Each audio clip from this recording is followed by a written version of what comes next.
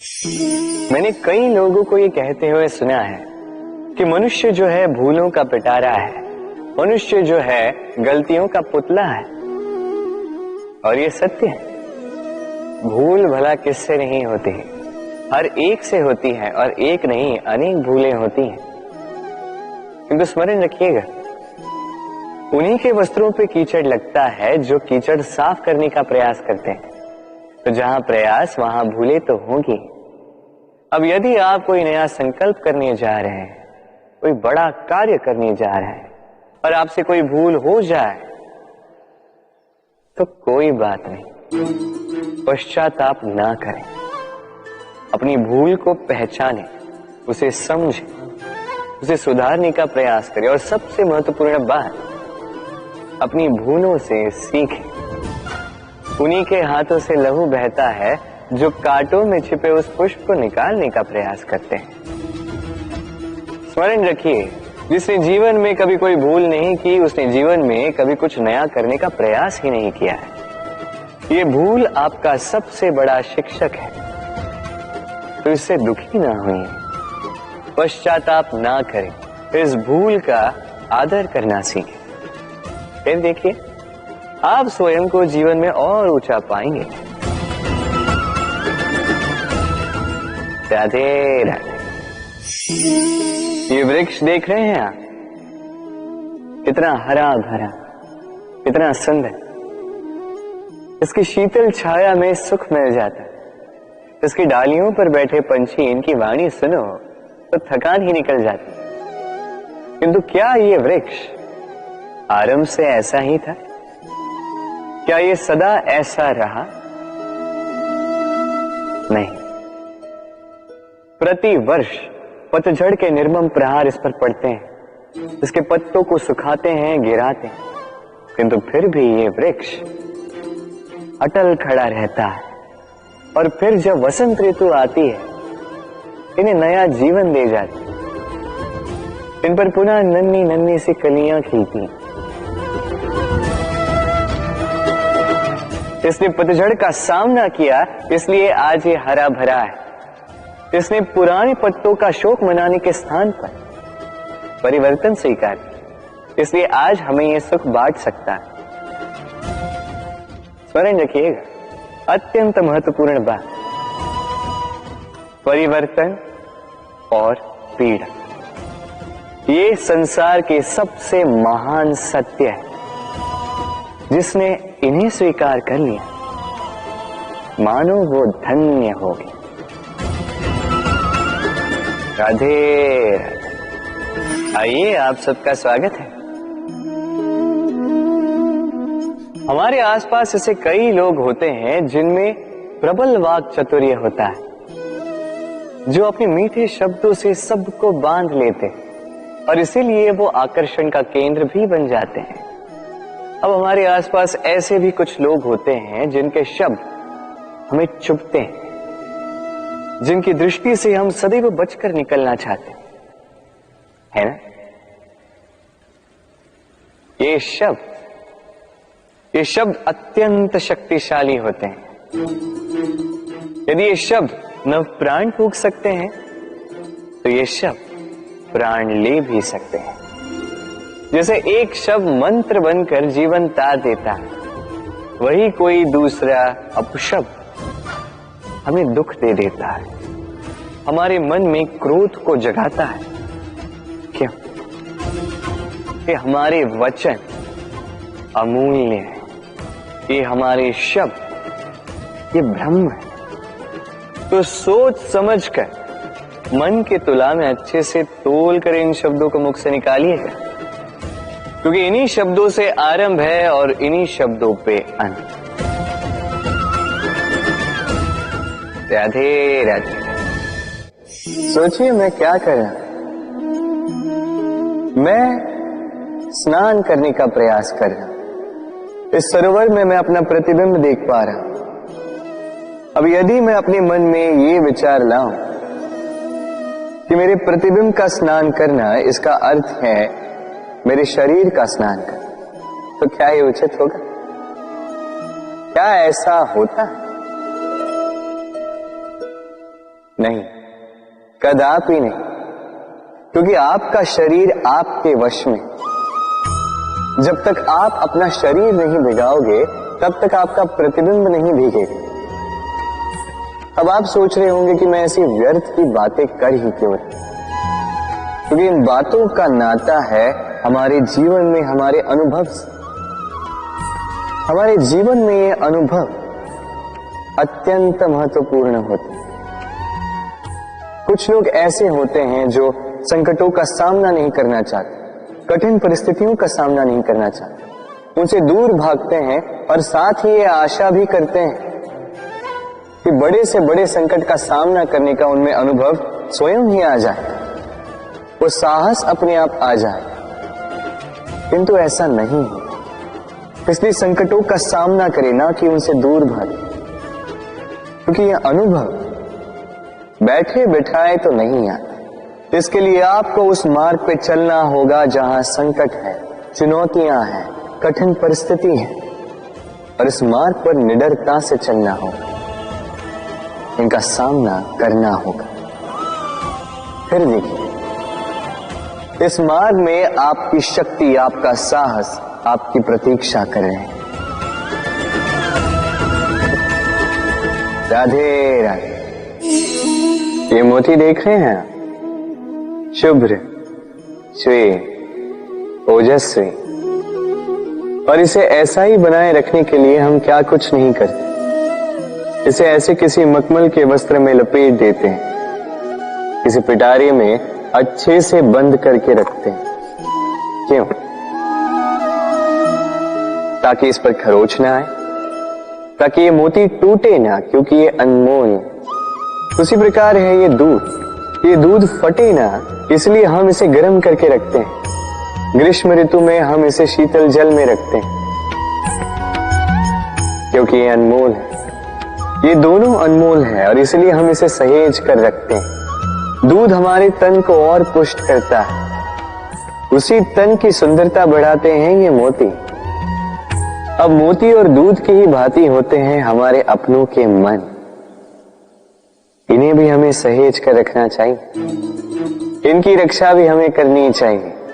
मीठे वचन, स्नेह, आदर पूर्ण व्यवहार से इन्हें सहेज कर रखें, क्योंकि जैसे एक बार यदि दूध फट जाए तो पुनः उसे ठीक नहीं किया जा सकता। एक बार यदि मोती टूट जाए तो कुछ भी कर लो उसे पुनः नहीं जोड़ा जा सकता। उसी प्रकार एक बार मन में भेद हो जाए तो उसे पुनः पूर्व स्थिति में ले जाना अत्यंत कठिन होता है। मन के मतों में भेद हो सकता है, किंतु मन में भेद नहीं होना चाहिए। इसलिए अपनों के मन सहेज कर रखें, क्योंकि ये अत्यंत अनमोल होते हैं। राधे राधे। कितनी बार ऐसा होता है, आप कोई कार्य करने के लिए इसे किसी को सौंप देते हैं, अब वो व्यक्ति उस कार्य को पूर्ण नहीं कर पाता, अधूरा छोड़ देता है या ठीक से नहीं कर पाता। अब इस परिस्थिति में होता क्या है, आप क्रोधित हो जाते हैं, उस व्यक्ति से रुष्ट हो जाते हैं, उसे डांट लगाते हैं। उसके पश्चात उस कार्य को संपन्न करने के लिए आप स्वयं जुट जाते हैं और अंततः वो कार्य पूर्ण हो ही जाता है। अब इसमें समस्या उस व्यक्ति के प्रयास की नहीं थी, समस्या आपने जो उस व्यक्ति के प्रति आस रखी उसकी थी। हम दूसरों के प्रति अपनी आस को प्रथम सीढ़ी बना लेते हैं और स्वयं पर विश्वास को अंतिम सहारा। इसके स्थान पर होना ये चाहिए कि स्वयं पर विश्वास को हमें प्रथम सीढ़ी बनानी होगी, उसे अपना सहायक मानना होगा। यदि ऐसा करोगे तो परिणाम और भी सुख और भी आनंददायी होंगे। स्मरण रखिएगा, इस संसार में आपका सबसे बड़ा सहाय और कोई नहीं। इस संसार में आपका सबसे बड़ा तारणहार और कोई नहीं, स्वयं आप हैं। राधे राधे। मुझे अच्छे से स्मरण है, एक बार एक गैया वन से निकलकर हमारे घर चली आई। हमने बड़े प्रयास किए उसे पुनः भेजने के, किंतु वो नहीं लौटी। मैंने मैया को देखा। मैया ने कहा, अच्छी ही तो बात है, ईश्वर का आशीर्वाद है जो गौ माता स्वयं चल के हमारे पास आई है। अब तो कान्हा और बलराम को और दूध पीने के लिए मिल जाएगा। कुछ माह तक वो गैया हमारे साथ रही, उसके पश्चात स्वयं ही एक दिन लौट गए। नंद बाबा निराश हो गए।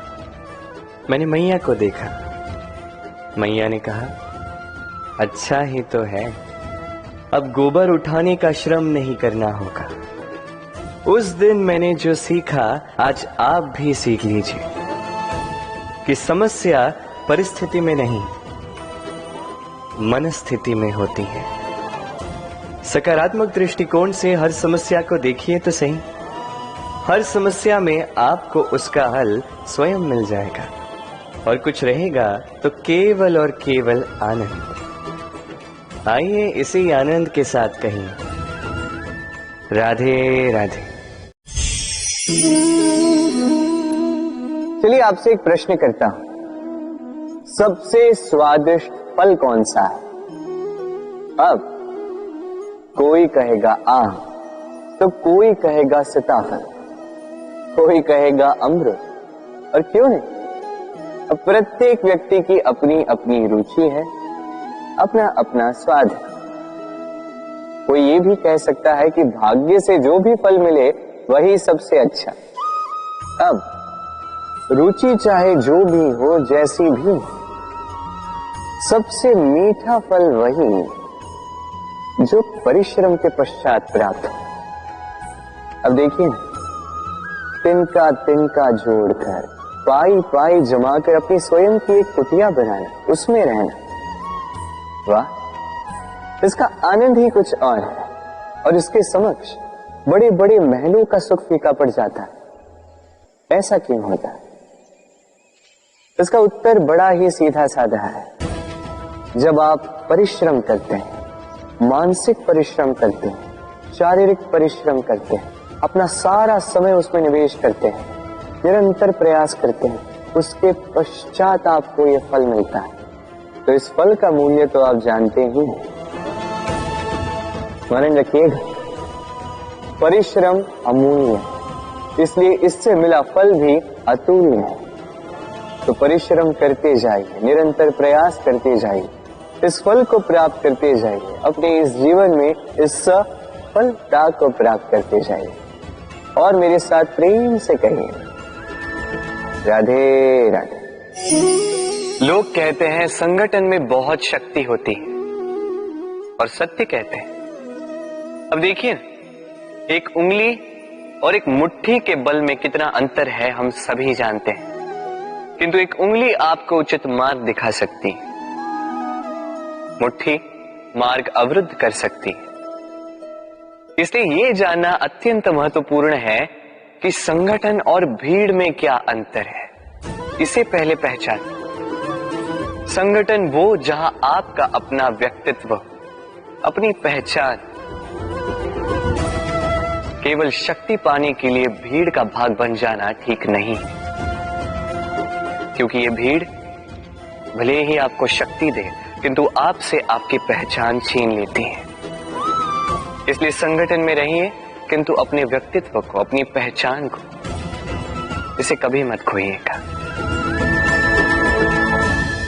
राधे राधे। कैसे हैं आप? पूछने का कारण ये कि आज के समय में आसपास किसी भी देख लो, दुखी, व्याकुल, सोचता है कि संसार में सबसे अधिक दुख उसी के जीवन में, सबसे अधिक समस्याएं उसी के जीवन में। संसार में ऐसा कोई व्यक्ति नहीं जिसके जीवन में समस्या नहीं, और संसार में ऐसी कोई समस्या नहीं जिसका हल मनुष्य के पास नहीं, किंतु उस हल को खोजने के लिए अपनी भुजाओं को खोलकर जीवन में आगे बढ़ना होता है, साहस से आगे बढ़ना होता है। किंतु कुछ लोग क्या करते हैं, अपने माथे पर हाथ रख के किसी कोने में बैठकर निराश होकर अपने भाग्य को कोसते हैं। नहीं, ये कभी मत कीजिए। कर्म कीजिए, आगे बढ़िए, साहस दिखाइए और सबसे महत्वपूर्ण बात, संयम रखें, क्योंकि आपका लक्ष्य कितना भी कठिन क्यों ना हो, उस तक पहुंचने का मार्ग आपके पांव के नीचे से होकर ही जाए। राधे राधे। आप ऐसे कई लोगों को जानते हो जो ब्रह्म मुहूर्त में उठते हैं, स्नान करते हैं, प्रार्थना करने बैठ जाते हैं, श्लोक पाठ करते हैं और दूसरों को भी ज्ञान देते हैं कि वो भी ये सब करें, मंत्रोच्चार करें। मंत्रोच्चार निस्संदेह इसमें बहुत शक्ति होती है, किंतु ये शक्ति आपको तभी मिलेगी जब आप उस मंत्र में छिपी सीख आत्मसात करेंगे, अपने जीवन में उतारें, उस सीख को आप कर्मों में परिवर्तित करें, प्रेम से इस सद्ज्ञान को अपने जीवन में लाइए, इसका प्रयोग कीजिए, तब मिलेगी आप इस मंत्र की शक्ति। अन्यथा ये मंत्र पढ़ के कोई लाभ नहीं होगा। स्मरण रखिएगा, मंत्र की शक्ति उसे बोलने में नहीं, उसे अमल करने में। राधे राधे। कितनी शांत, सौम्य, शीतल होती है एक बहती नदी। आसपास की भूमि को नम करती है, पशुओं को जल देती है, पक्षियों के लिए क्रीड़ा स्थल बन जाती है और हमें देती है शांति। किंतु बाढ़ में जब यही बहती नदी प्रकोप पर उतर आती है, जब अपना रौद्र रूप धारण कर लेती है, कुछ नहीं छोड़ती। वन, घर, शहर, पर्वत तक तोड़ डालती है ये शांत बहती नदी। अब इसी प्रकार होते हैं हमारे भाव।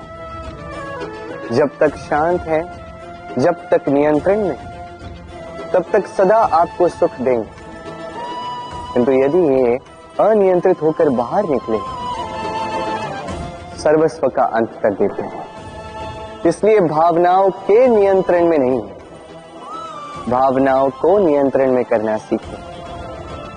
आप जीवन में बहुत सफलता पाएंगे। राधे राधे। ये मुद्रा, अब सोचिए ये हमारा जीवन है। अब इसमें सुख और दुख, इस मुद्रा के, इस जीवन के दो पहलू। किंतु हम जब भी ईश्वर से प्रार्थना करते हैं, सदैव सुख ही मांगते हैं, और ये सुख आता भी, और सुख आते ही व्यक्ति सर्वप्रथम उनको भूल जाता है जो दुख में उसके साथी। अब ऐसे में वो उनकी सहायता तो नहीं करता, वो करता है उपकार, और अब इस उपकार के बदले लोगों से स्वयं के लिए वो श्रद्धा चाहता है। अब श्रद्धा, इस भाव के कारण वो स्वयं को दूसरों से अधिक श्रेष्ठ, स्वयं को दूसरों से भिन्न समझ लेने पर विवश हो जाता है, और अलग होने के कारण उसमें जागता है अहंकार, और ये बनता है उसके पतन का निमित्त। अब इसमें क्या किया जाए, क्या मांगा जाए ईश्वर से, ये प्रश्न उठता है। तो मांगिए सुख केवल उतना ही कि अहंकार ना आ जाए, और दुख उतना ही कि आस्था न चली जाए। राधे राधे। स्वप्न, हम जीवन में स्वप्न देखते हैं, उन्हें पूर्ण करने का पूर्ण प्रयास करते हैं, किंतु ये स्वप्न पूर्ण ना कर पाने की स्थिति में हम टूट जाते हैं, बिखर जाते हैं, और फिर ये बोझ हम आने वाली पीढ़ी पर लगभग लाद देते हैं। हम सोचते हैं कि जो हम ना बन सके, हमारी संतान अवश्य बने, जो हम कभी ना पा सके, हमारी संतान अवश्य पाए। ये विचार अनुचित प्रतीत नहीं होता, किंतु ये भूल है, और यही भूल हम कर बैठते हैं। संतान प्रकृति और परमात्मा का आशीर्वाद है। उनके भीतर उनका अपना एक अस्तित्व छिपा है। तनी गौर से देखिए तो सही।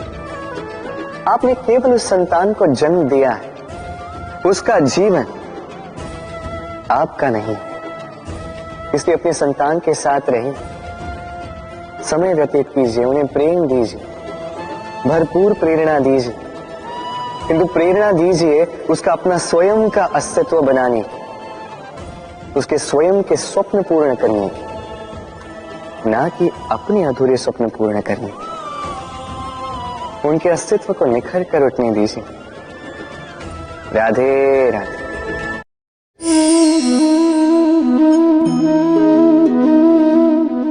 दूध और माखन। यदि मैं आपसे पूछूं कि इन दोनों में संबंध क्या है, आप कहेंगे सरल सी बात है, दूध से ही तो माखन बनता है। यदि मैं आपसे पूछूं कि इन दोनों में अंतर क्या है, तो कोई कहेगा एक तरल है तो दूसरा ठोस, कोई कहेगा एक जनक है तो दूसरी संतान। नहीं, इन दोनों में अंतर है शुद्धता का। माखन दूध से कहीं अधिक शुद्ध होता है। इस बात को कुछ इस प्रकार समझा जा सकता है। यदि कोई कीट आकर उस पात्र में गिरे जिसमें दूध गिरा है, तो आप क्या करते? आप दूध को फेंक देते। किंतु यदि कोई कीट आकर उस पात्र में गिरे जिसमें माखन रखा गया, तो आप क्या करते? आप उस कीट को निकाल कर फेंक देते हैं। ये कीट मैला है, ये कीट दूषित है। और यदि हमारा मन निर्मल ना हो, तो ये कीट हमारे मन को भी दूषित कर देगा, उसे मैला कर देगा। किंतु यदि हमारा मन माखन की भांति शुद्ध हुआ, तो कुविचार को स्वयं से जाना होगा। स्मरण रखिएगा, इस संसार में कीट तो रहेंगे, अब दूध बनना है या माखन, निर्णय आपका। राधे राधे। आपने जीवन में कभी न कभी किसी पौधे को जल तो दिया ही होगा।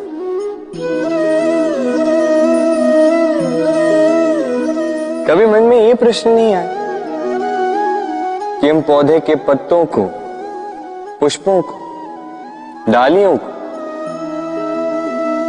उन्हें तो हम कभी पानी नहीं देते, फिर भी कैसे उन तक पानी पहुंचता, फिर भी कैसे वो जीवित रहते?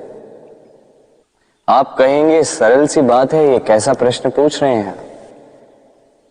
जड़ को पानी दो तो वो पौधे के अंग अंग तक अवश्य ही पहुंचेगा, है ना? कुछ इसी प्रकार होते हैं हमारे कर्म, हमारा प्रेम। यदि निश्चल भाव से कर्म करोगे, सेवा करोगे, तो किसी न किसी रूप में स्वतः परमात्मा तक पहुंचेगा ही। आत्मा के भीतर से प्रेम करोगे, स्वतः छलकेगा ही और दुगना लौट कर भी आएगा, इस पौधे की छाव की भांति। तो मन और आत्मा से कर्म करें, मन और आत्मा से प्रेम करें, आनंद ही आनंद होगा। राधे राधे। इसे कौन नहीं पहचानता? ये है रोटी। यही तो है वो कारण जिसके लिए मनुष्य दिन रात कड़ा परिश्रम करता है। ऐसे देखा जाए, यदि ये रोटी यूं ही मिल जाती तो मनुष्य कदाचित कुछ कार्य ही नहीं करता, कष्ट नहीं करता, जीवन में परिश्रम ही नहीं करता। वैसे एक बात तो है, ये रोटी केवल भूख ही नहीं मिटाती, जीवन की बड़ी सी बड़ी सीख दे जाती। अब तनिक सोचिए कि ये रोटी आपको स्वादिष्ट केवल तभी लगेगी, ये रोटी आपके स्वास्थ्य के लिए अच्छी केवल तभी होगी जब ये दोनों ओर से ठीक से सेकी जाएगी, है ना? हमारे जीवन में संबंध भी कुछ इसी प्रकार होते हैं। यदि दोनों ओर से अच्छे से निभाए जाएं, तभी आपको आनंद देते हैं। इसलिए केवल पाने के लिए आतुर न रहे, लौटाने में भी विश्वास रखें। क्योंकि जब एक संबंध में दोनों ओर से प्रेम होगा, दोनों ओर से करुणा होगी, कुछ करने की चाह होगी, तभी वो संबंध आपको जीवन में आनंद देगा। तो जब जब रोटी खाएं, स्मरण करें कि आपको आपके संबंधों को भी इसी प्रकार मधुर बनाना है। मन प्रसन्न होकर बोलेगा, राधे राधे। सूर्य और चंद्रमा दोनों आकाश के अमित चिन्ह हैं, दोनों प्रकाश देते हैं, किंतु इन दोनों की सदैव तुलना की जाती कि कौन अधिक शीतल है तो कौन अधिक उग्र, कौन अधिक तेजवान है तो कौन अधिक कांतिवान। अब क्या ये तुलना उचित है? कदापि नहीं, क्योंकि ये दोनों भले ही प्रकाश पुंज हो, किंतु ये दोनों भिन्न हैं। दोनों का अपना अपना महत्व है और दोनों का अपना अपना समय है जब ये चमकते हैं, तो इनकी तुलना अनुचित है। और इसी प्रकार हमारे जीवन में भी तुलना अनुचित ही होगी। स्वयं की तुलना किसी और से कभी मत कीजिएगा। यदि कोई और आपकी तुलना किसी और से करे तो उस पर ध्यान मत दीजिएगा,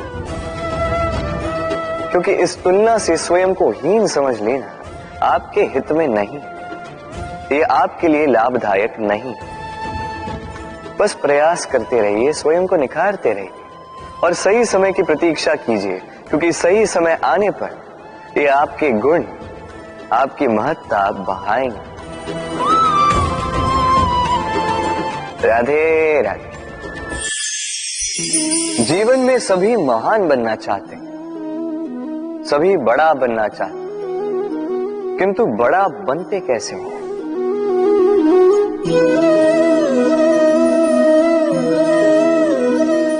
ये मेरे हाथ में क्या है? राई का बीज? नहीं, ये बरगद का बीज, इतना छोटा कि बड़ी सरलता से अन्य बीजों में घुल मिल जाता है, बड़ी सरलता से धरती में समा जाता है। किंतु जब ये वृक्ष बनकर उभरता है, उसके पश्चात जब गिरता है, समस्त वातावरण को हिला देता है। कुछ इस प्रकार बड़ा बनिएगा, बरगद का बीज, बरगद का वृक्ष। और यदि जीवन में आप इसी प्रकार बड़ा बनना चाहते हैं, सर्वप्रथम अपने अहम को, अपने अभिमान को छोटा कर दीजिए, इतना छोटा कि आप सबके साथ बैठ सकें। किंतु भीतर इतना बड़ा बन जाइए कि जब आप उठें कोई और बैठा ना रहे। राधे राधे।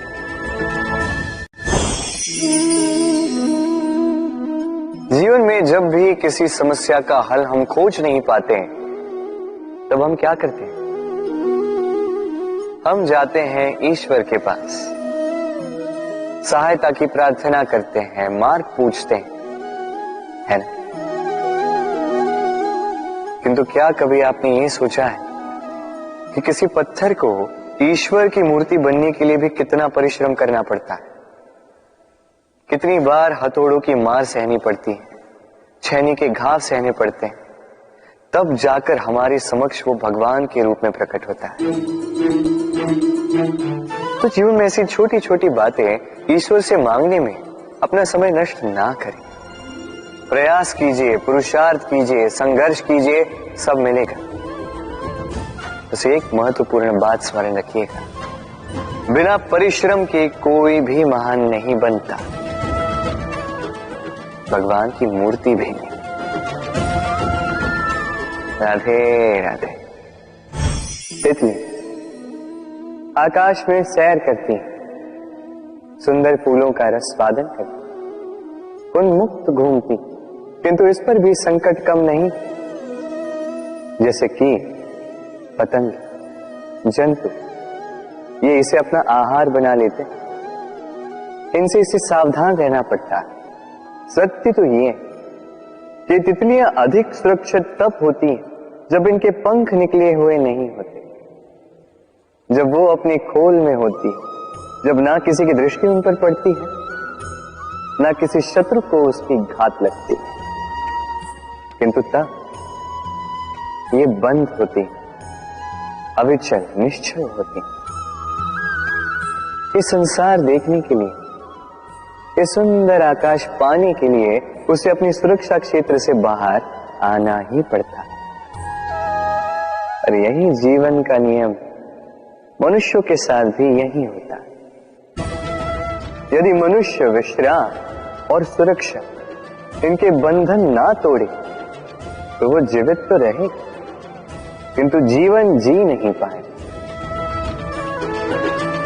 क्योंकि यदि जीवन में कुछ बड़ा करना है, कुछ बड़ा पाना, बड़ी ऊंचाइयों तक पहुंचना, तो सर्वप्रथम आपको इस सुरक्षा क्षेत्र से बाहर आना ही होगा, इस आराम को त्यागना ही होगा।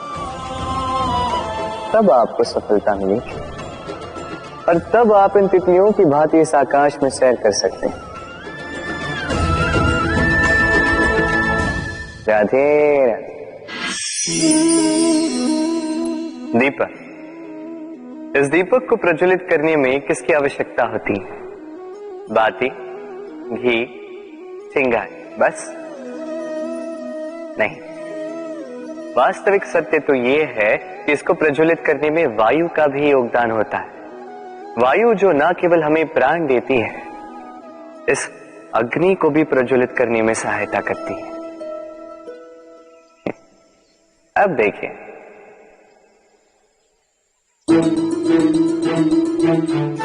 देखा, जिस वायु ने इस अग्नि को प्रज्वलित किया उसी ने इसे बुझा दिया।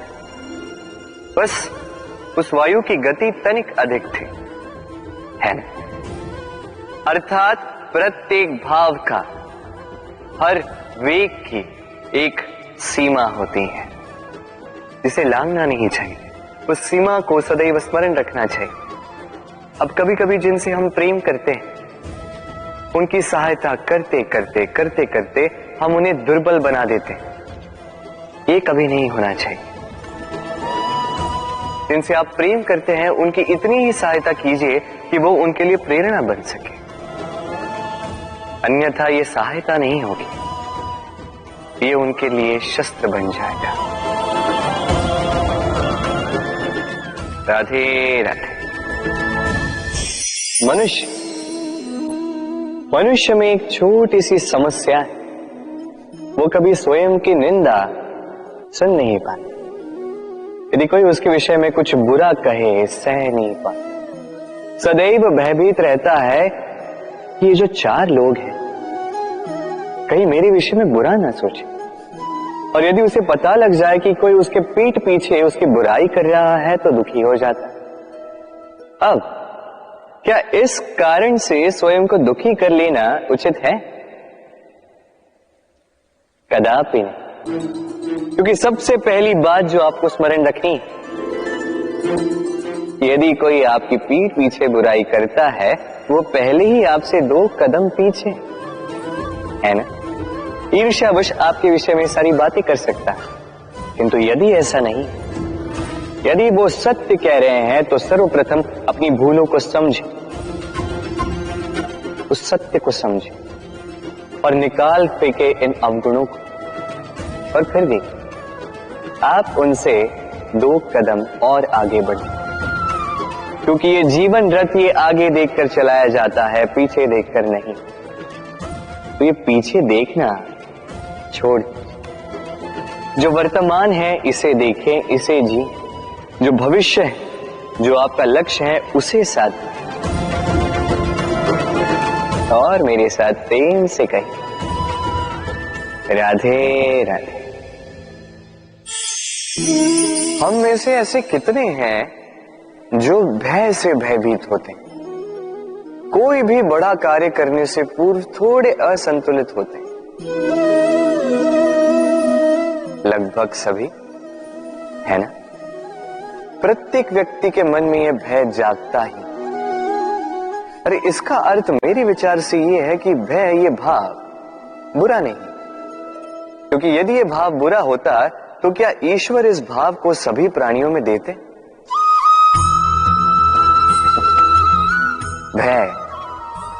भय ये भाव हमारे लिए अच्छा है, आवश्यक है। स्मरण रखिए, कोई भी कार्य करने से पूर्व यदि मन में भय उत्पन्न हो जाए तो इसका अर्थ ये कि उस कार्य को करने में अनेक संकटों का सामना हमें करना होगा, और इन संकटों का सामना करने के लिए हमें साहसी बनना होगा।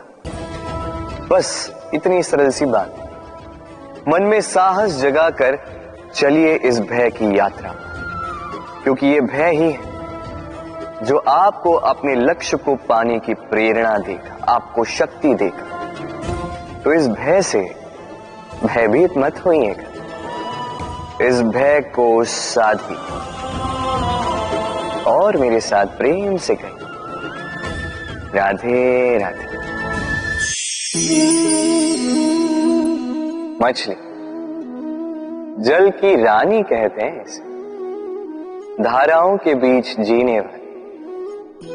सहस्त्रों प्रकार की मछलियां होती हैं, किंतु सारी मछलियों में एक समानता अवश्य होती है। जानते हैं वो क्या है? वो ये कि मरी हुई मछली धारा के साथ बह जाती, वही जीवित मछली उस धारा के विरुद्ध तैर सकने में सक्षम होती है। तो प्रेरणा लीजिए उस मछली से जो कठिनाइयों के विरुद्ध खड़े होने का साहस रखती है, जो धारा के विरुद्ध जाने के निरंतर प्रयास करती रहती है। आप भी सुनिए अपने हृदय की पुकार को, सुनिए अपनी मन की पुकार को, और जीवन रूपी धारा को बाधा नहीं, लक्ष्य बनाकर आगे बढ़िए। राधे राधे। प्रेम, दाऊ मुझसे सदैव पूछते हैं कि कान्हा ये प्रेम अंततः है क्या? माना कि ये समर्पण है, माना कि एक दूसरे में खो जाना है, किंतु इसका अनुभव क्या है, इसका भाव क्या है? अब प्रेम को पूर्णतः परिभाषित करना कान्हा के वश में तो नहीं है, क्योंकि ये प्रेम है इतना महान, किंतु प्रेम के विशुद्ध अनुभव के बारे में मैं बता सकता अपने अनुभव को लेकर। देखिए, ये प्रेम वो रंग है जो जीवन में रस भर देता है। ये प्रेम वो सोच जो पल भर में मुख पे मुस्कान ला देती है। प्रेम वो पुष्प है जो मन की बगिया को खिला देती है। प्रेम वो सोच जो एक ही क्षण में संसार में आपको सबसे अधिक संपन्न अनुभव करवाती है। ये प्रेम वो जो तपते मरुस्थल में आपको जीवित रखे। ये प्रेम वो जो आपकी आत्मा को तृप्त कर दे। ये प्रेम वो जो आपके मुख पर मुस्कान ला दे, जैसे अभी इस समय राधा मेरे मुख पर ले है। अद्भुत है ये प्रेम। तो आइए इसी प्रेम के साथ कहें राधे राधे। मनुष्य में एक विशेषता है, और वो ये कि वो सदैव यही सोचता है कि सब में वही विशेष है। सदैव सर्वश्रेष्ठ कार्य करना चाहता है, सर्वश्रेष्ठ परिणाम पाना चाहता है, सदैव चाहता है कि हर स्थान पर उसे ही यश मिले। किंतु जब बात आती है प्रेम की, तो प्रेम एक ऐसा विशेष भाव है जो मनुष्य से कहीं अधिक है। प्रेम में जिस व्यक्ति से आप प्रेम करते हैं उस व्यक्ति की प्रसन्नता आप सर्वश्रेष्ठ से भी श्रेष्ठ मानते हैं। उस व्यक्ति से यदि हार जाओ तो मुख पर कड़वाहट नहीं, होठों पर मुस्कुराहट आती। जिसे आप प्रेम करते हो यदि उसे हराकर आप जीत रहे हो तो ये जीत नहीं है, ये सबसे बड़ी हार है। तो अब चयन आपका है, आप क्या चाहेंगे? आप चाहेंगे कि प्रेम की जीत हो या आप चाहेंगे कि आपकी जीत हो? राधे राधे। प्रेम, ये प्रेम मनुष्य से क्या नहीं करवा सकता, बड़े से बड़ा कार्य करवा सकता है, बड़े से बड़ी बाधा पार करवा सकता है। चाहे तो मरुस्थल में कुआं खुदवा सकता है, पर्वत लंघवा सकता है, हर असंभव कार्य संभव करवा सकता है। किंतु यदि मैं ये कहूं कि प्रेम आपसे ढोंग भी करवा सकता है तो क्या आपको उचित लगेगा? क्या आपको लगेगा कि ऐसा हो सकता है? अवश्य हो सकता है। जैसे मैं ढोंग कर रहा हूं इस समय अपनी राधा के लिए, अपनी प्रेम के लिए। मैं राधा से अनंत प्रेम करता हूं, निस्वार्थ प्रेम करता हूं, किंतु फिर भी मुझे स्वयं को एक छलिया, स्वार्थी, लालची दिखाना पड़ रहा है। ये ढोंग मुझे करना पड़ रहा है अपने प्रेम के लिए। अब आप कहेंगे कि क्यों कृष्ण, ये सब करने की क्या आवश्यकता है? क्या राधा से विवाह करके तुम संतोष की सांस नहीं ले सकते? अवश्य ले सकता। राधा से विवाह करके मैं बहुत प्रसन्न रहूंगा, किंतु मैं जानता हूं कि मेरी राधा प्रसन्न नहीं रह पाएगी, क्योंकि यदि यह विवाह हुआ तो उसके माता पिता, उसके परिवार को बरसाना त्यागना होगा। राधा के मन पर एक कभी न भरने वाला घाव लग जाएगा। दुख उसको छूपता रहेगा, वो ये जानती रहेगी, स्मरण करती रहेगी कि उसके कारण उसके माता पिता को इतने कष्ट भोगने पड़ रहे। अब राधा की पीड़ा की नींव पर कृष्ण संतोष का भवन भला कैसे बांध सकते हैं? क्योंकि जिनसे आप प्रेम करते हैं केवल उनकी भावनाएं नहीं, आपका प्रेम ही जिनसे प्रेम करता है उनकी भावनाओं का भी ध्यान रखना आपका कर्तव्य है।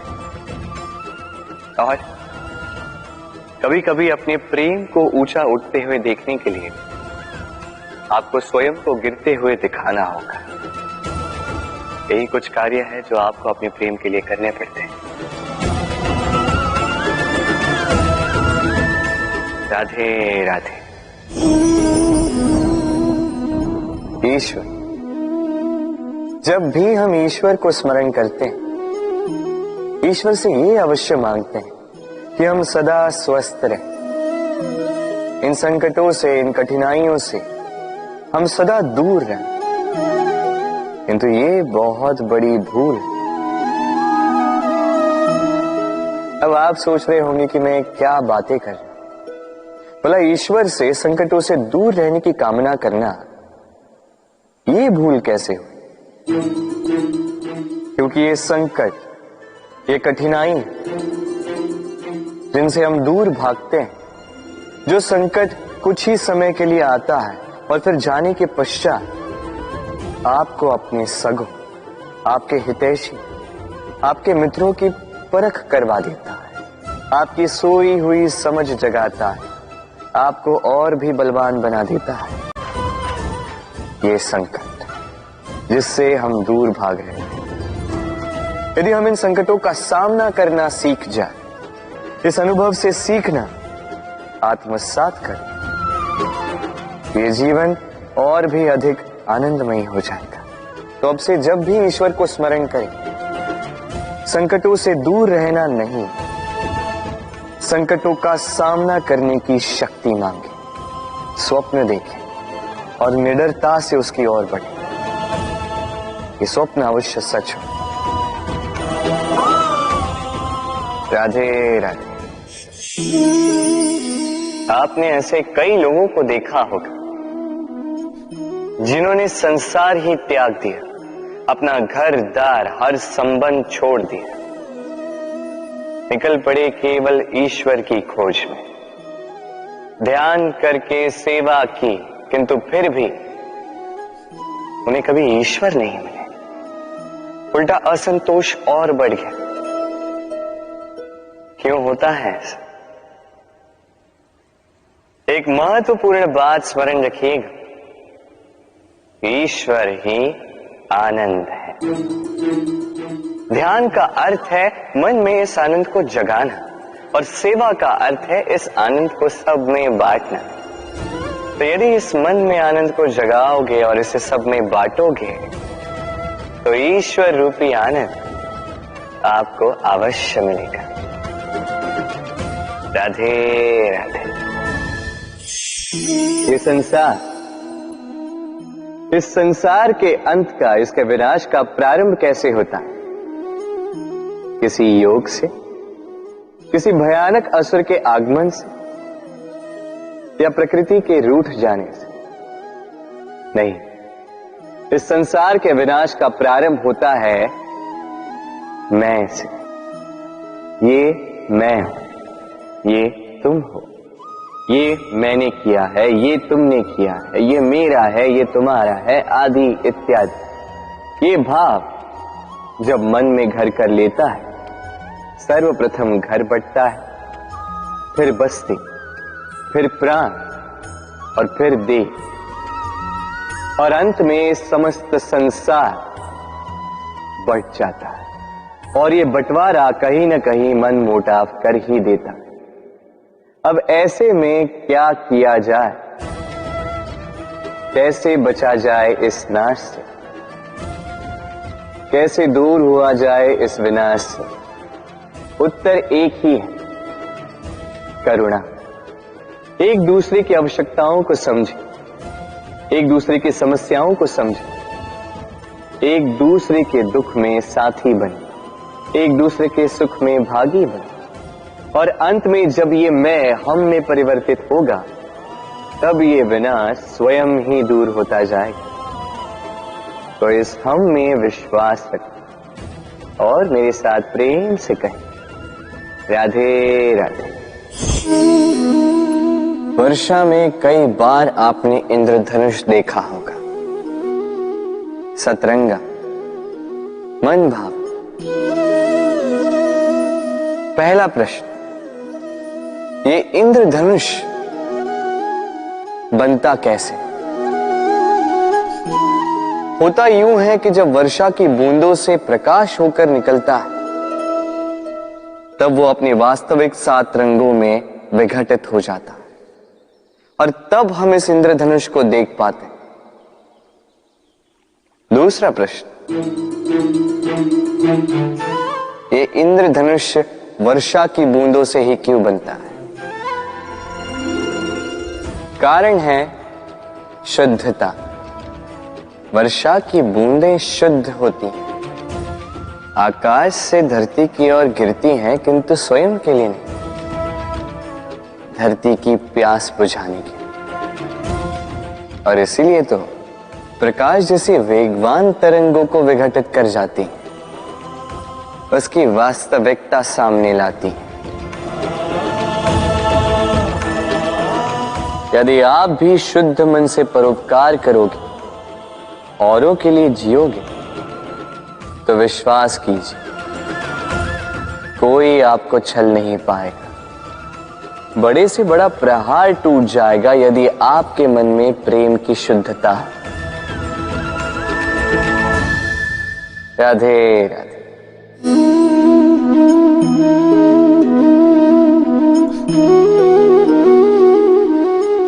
आइए, आज आपको एक कहानी सुनाता। एक बार एक नेत्रहीन व्यक्ति गया मंदिर, ईश्वर के दर्शन प्राप्त करने। अब जब वहां उपस्थित लोगों को यह ज्ञात हुआ कि यह व्यक्ति नेत्रहीन है, तो कुछ लोगों ने उसका उपहास उड़ाना प्रारंभ कर दिया। वो जिसकी स्वयं की दृष्टि ही नहीं, क्या करने आया होगा यहाँ? कदाचित ईश्वर से शिकायत करने आया होगा कि क्यों आपने मुझसे मेरी दृष्टि छीन ली। किंतु इन सभी बातों से उस नेत्रहीन व्यक्ति ने स्वयं को पीड़ित नहीं होने दिया। वो मुस्कुराए और उसने केवल एक बात कही, माना कि मेरे भाग्य ने मुझसे मेरी दृष्टि छीन ली, किंतु मैं अभागा नहीं, क्योंकि मेरा ईश्वर वो मुझे देख सकता है।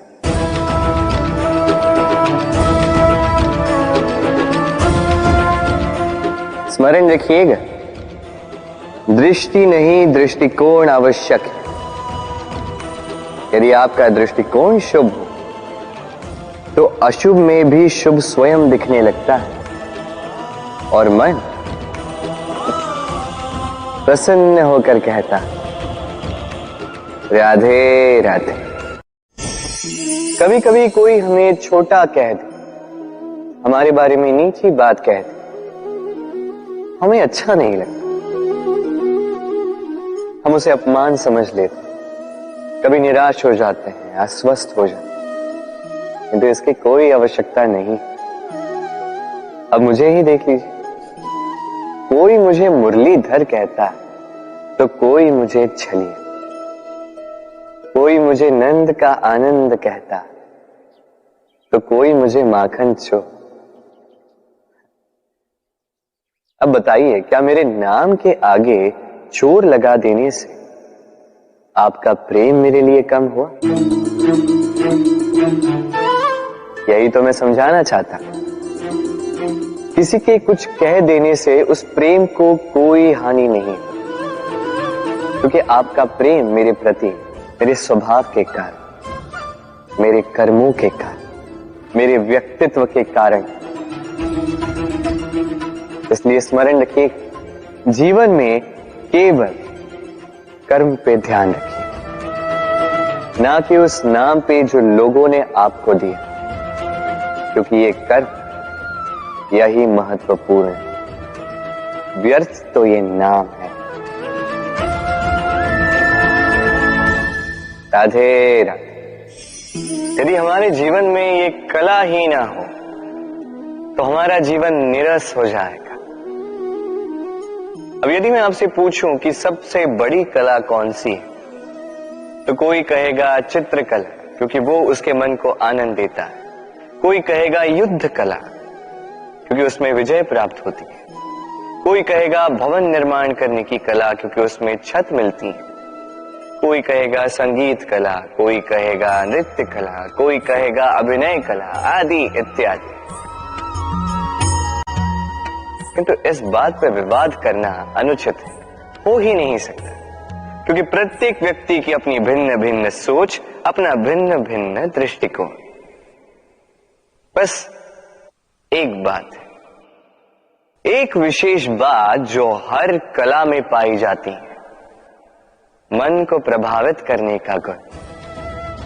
तो सबसे बड़ी कला वो जो मन को प्रभावित करे, और सबसे बड़ा कलाकार वो जो औरों के मन में प्रवेश करे। जिसके पास ये गुण होगा वो कलाकार सबसे बड़ा होगा। तो यदि ये संसार रंगमंच है तो हम इस रंगमंच के कलाकार, और यहां पर भी सबसे बड़ा कलाकार वही होगा जो औरों के मन में प्रवेश करेगा, वहां घर बसाएगा। और इस मन तक पहुंचने की सीढ़ी है ये 2.5 अक्षर शब्द प्रेम। तो प्रेम करते जाइए, जग जीतते जाइए। राधे राधे। राधा मुझसे कई बार पूछती है, ये मोह और प्रेम में अंतर क्या है? दाऊ भी समझ नहीं पाती। आपके मन में भी ये प्रश्न चल रहा होगा कि अंतर क्या है इस मोह में और इस प्रेम में। चलिए, बड़ी सरलता से मैं आपको ये समझा देता हूं। एक और स्मरण कीजिए, एक मछली का जो जल में रहती है, वहीं क्रीड़ा करती है। कभी गर्मी के कारण यदि वो जल सूखने लगे तो वो उसे छोड़कर नहीं जाती, वहीं रहती। भले ही जल कम होने के कारण वो वहां पर तड़प तड़प कर अपना प्राण त्याग दे, स्थान नहीं त्यागती। दूसरी ओर होता है भंवरा, जो किसी पुष्प के आसपास केवल तब तक मंडराता है जब तक उस पुष्प में रस हो। वो रस लुप्त, वहां वो भंवरा लुप्त। तो जो अंतर एक भंवरे में और मछली में, वही अंतर है मोह में और प्रेम। जो बिना कामना के, बिना लालच के किया जाए वो प्रेम, और जो कुछ पाने की अपेक्षा से किया जाए वो मोह। इसलिए त्याग दीजिए इस मोह को और मेरे साथ प्रेम से कहें राधे राधे। इस जीवन में कई सारे लोग धन और बल से मूल्यांकन करते हैं किसी भी व्यक्ति का, स्वयं का भी, दूसरों का भी। और कई बार धन और बल अर्जित करने की इस प्रक्रिया में हम समय, संबंध और स्वास्थ्य को पीछे छोड़ देते हैं, अनदेखा कर जाते हैं। सोचते हैं कि एक बार हमने धन और बल अर्जित कर लिया, उसके पश्चात समय भी हमारे अनुसार चलेगा, संबंध में और मधुरता भी आएगी और स्वास्थ्य भी हमारी मुट्ठी में होगा। किंतु इस धन के कारण जब हम इन तीनों को खो देते हैं, तब हमें ज्ञात होता है कि हम कितने निर्धन थे। फिर उसके पश्चात संसार का सारा धन एकत्रित कर लीजिए, फिर भी आप अपना खोया हुआ समय पुनः नहीं ला सकते, ना वो संबंध, ना वो स्वास्थ्य। इसलिए इन तीनों का मूल्य समझ लीजिए, इससे पहले कि विलंब हो जाए।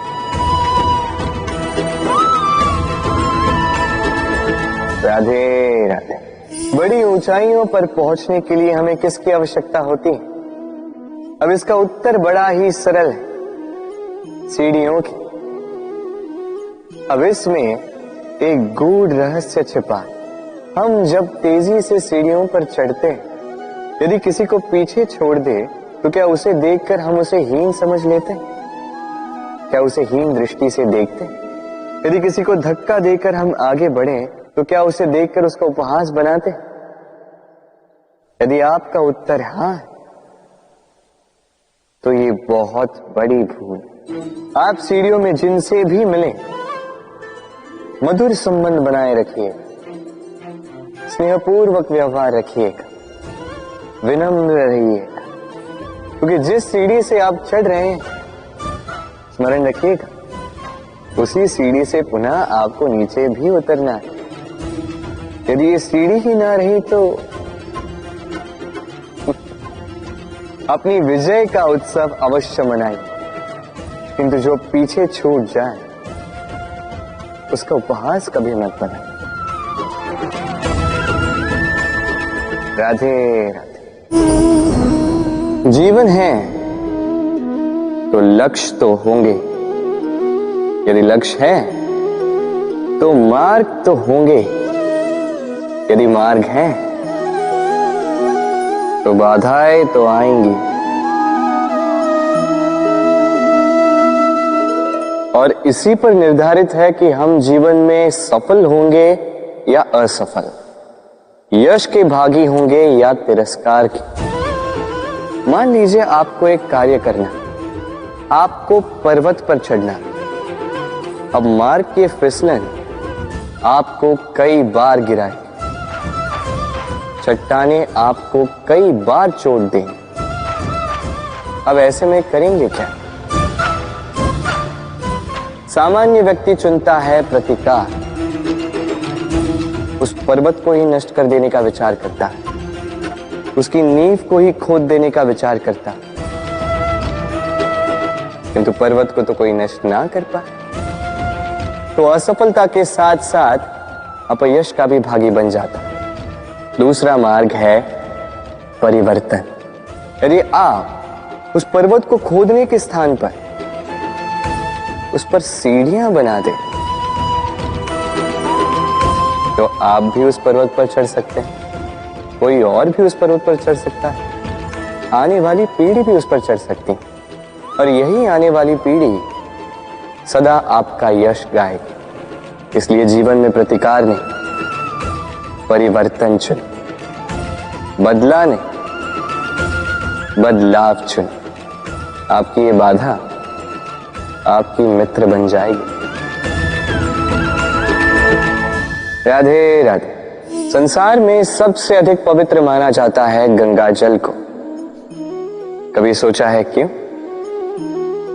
क्योंकि गंगा जल का आविर्भाव ही शुद्ध होता है, उसका जन्म शुद्ध होता है, जहां से उसका प्रारंभ होता है वो शुद्ध होता है, और प्रारंभ का शुद्ध होना अति आवश्यक है। हमारे जीवन में प्रारंभ होता है हमारे विचार से। अपने विचार शुद्ध रखें, क्योंकि इन विचारों से बनते हैं आपके शब्द। आपके शब्द शुद्ध रखें, क्योंकि इन शब्दों से आपके कार्य संपादित होते हैं। आपके कार्य शुद्ध रखें, क्योंकि ये कार्य बनाते हैं आपका स्वभाव। स्वभाव से बनती हैं आपकी आदतें, और आदतों से बनता है आपका चरित्र, और ये चरित्र संसार के समक्ष आदर्श के रूप में आता है। तो विचार से आदर्श तक की यात्रा शुभ तभी होगी जब आपके विचार शुभ होंगे। तो इस संसार में, इस जीवन में आपके विचार शुभ रखें, शुद्ध रखें। आपका मन प्रसन्न होकर बोलेगा। राधे राधे।